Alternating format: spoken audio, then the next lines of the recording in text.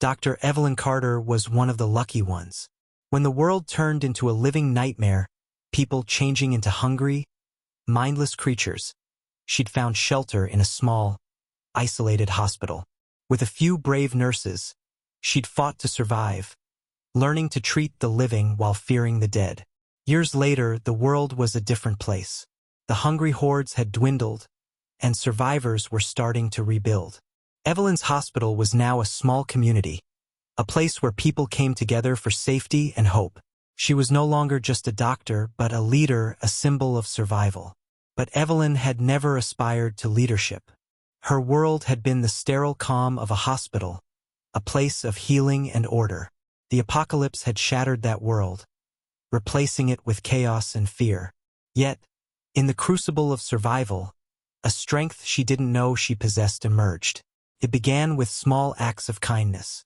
In the early days of the outbreak, when panic reigned, Evelyn was a steady presence. She treated the injured, comforted the scared, and offered hope in a world gone dark. Her calm demeanor and medical expertise quickly made her a focal point for the survivors huddled in the hospital. As the initial shock wore off, the harsh realities of survival set in. Food, water, and security became paramount. People looked to her for guidance, for someone to make tough decisions.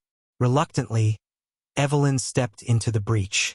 She organized the distribution of supplies, delegated tasks, and established rules for the community. Her medical knowledge proved invaluable in creating sanitation protocols and preventing the spread of disease. Slowly but surely, order emerged from the chaos. But the past was far from buried. Evelyn was haunted by questions. What had caused this horror? Could it happen again? It was during one of their scavenging missions into the ruins of the city that the discovery was made. A small group of survivors, venturing into a once grand skyscraper, stumbled upon a peculiar object. It was a sphere, no larger than a human head, made of an unknown metal and emitting a faint blue glow. Intrigued, they brought it back to the hospital.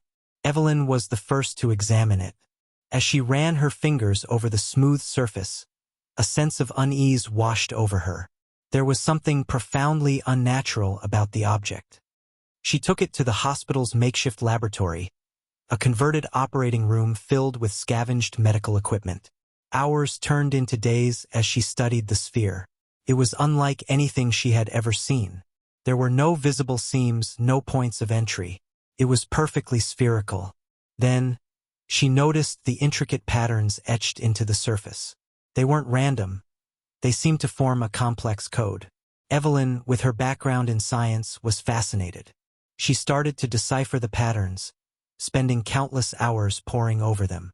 As the weeks passed, a horrifying truth began to emerge. The patterns were not just symbols. They were a blueprint, a biological diagram of a terrifyingly efficient virus. A virus designed to turn humans into mindless creatures. And the sphere? It was a delivery device, a carrier of this deadly cargo. The realization hit Evelyn like a ton of bricks. The zombie apocalypse was not a random act of nature. It was a deliberate attack. And the creators of this horror were still out there. The discovery shook the core of their world. Fear crept into the hearts of the survivors. If aliens had done this once, could they do it again? And why? The answers were as terrifying as the questions. As she delved deeper into the alien script, she began to piece together a disturbing portrait of the beings behind this atrocity. They were not biological entities in the human sense. Descriptions within the data suggested beings of pure energy, capable of manifesting physical forms. Their true bodies were colossal, star-faring vessels of unimaginable power. When they chose to interact with the physical world, they adopted humanoid shapes, but these were merely vessels, temporary forms adapted to suit their purposes. The aliens were not driven by emotion or instinct. Their logic was cold, clinical, and utterly alien. Earth, it seemed, was nothing more than a resource, a vast reservoir of organic material to be harvested and processed. The zombie plague was merely a precursor, a way to soften the planet up for their main objective. Evelyn also found something even more chilling. The aliens were coming back. The metal ball was a signal, a marker saying, This planet is ready for harvest. Panic spread through the community. People were terrified.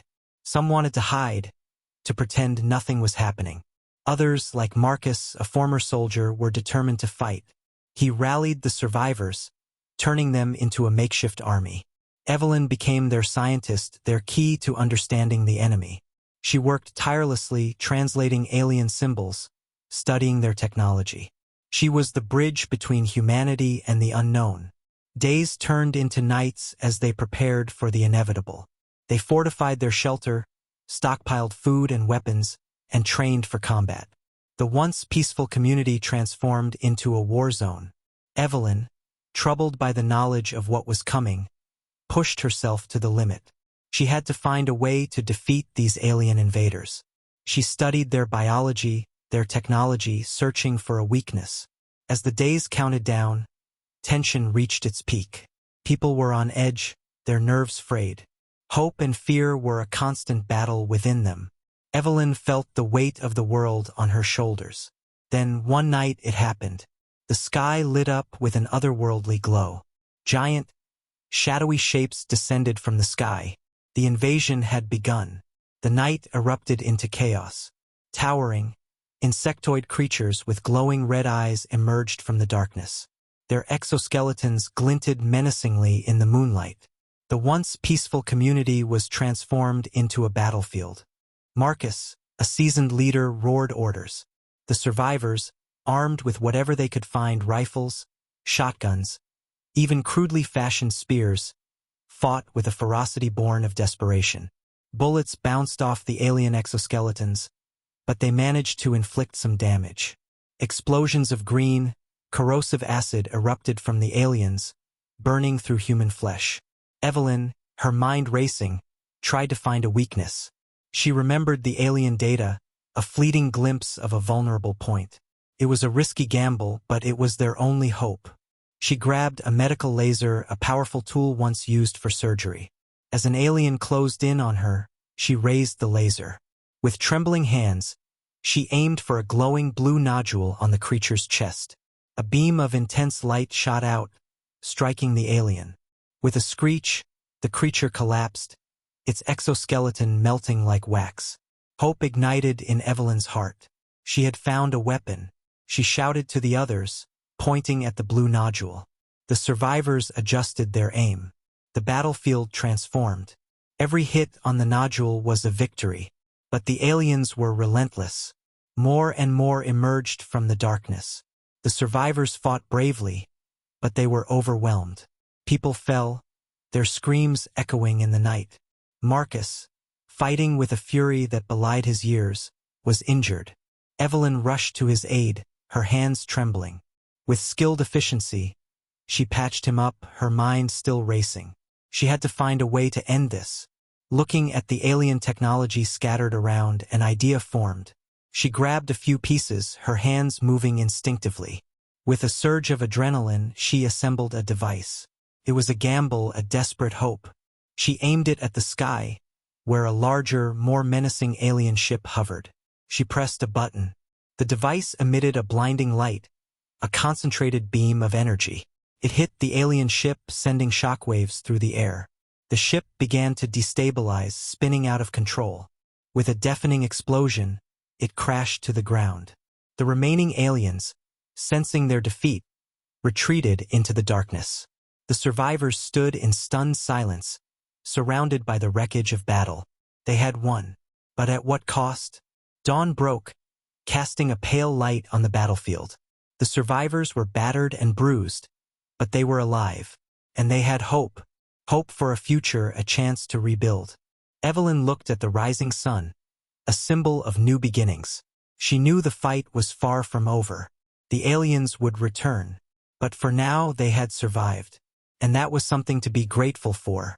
The morning after the battle was a stark contrast to the horror of the night. The once familiar landscape was scarred with the remnants of war. Charred ground, broken machinery, and the chilling silence of fallen enemies. The survivors moved through the wreckage, their faces etched with a mix of relief and profound loss. Evelyn, though exhausted, was driven by a relentless determination. She knew this was just the beginning. The aliens would return more powerful, more determined. They had to prepare. She began to organize teams to study the alien technology, to understand their weapons, their communication systems, everything. Marcus, his body aching, rallied the survivors. He instilled in them a sense of purpose, a belief that they could not only survive but thrive. The community began to rebuild, stronger, more united than ever before. They transformed their shelter into a fortress, incorporating alien technology where possible.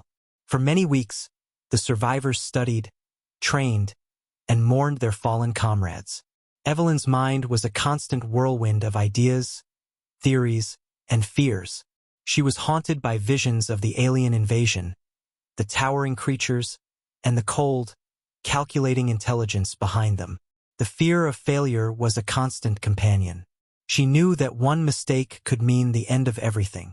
Yet, she pressed on, motivated by a fierce determination to protect those she cared about. Evelyn continues to spend her days immersed in research. The alien technology, once a mysterious enigma, was gradually yielding its secrets. She had a team of brilliant minds working alongside her, decoding the alien language, reverse engineering their weapons, and studying their biology as a growing unease gnawed at her. The aliens had retreated, but she was convinced they were far from defeated. Their silence was ominous, a calm before the storm. She pushed her team harder, demanding answers, seeking a way to strike at the heart of the alien threat before they returned. Amidst the relentless pursuit of knowledge, Evelyn found solace in the company of Marcus. Their bond, forged in the crucible of survival, had deepened into something more. They were partners, lovers, and the pillars of their community. Their shared experiences had created an unbreakable connection. The survivors began to venture out into the wider world. They found other survivors, small pockets of humanity clinging to existence. Together, they formed a loose alliance, sharing knowledge, resources, and hope. The world was a dangerous place, but they were not alone. As months passed, a new world order began to emerge. A world where humanity was united by a common enemy. A world where knowledge was power, and courage was the ultimate weapon. Evelyn and her community were at the forefront of this new era, a symbol of resilience, of the human spirit's indomitable will to survive.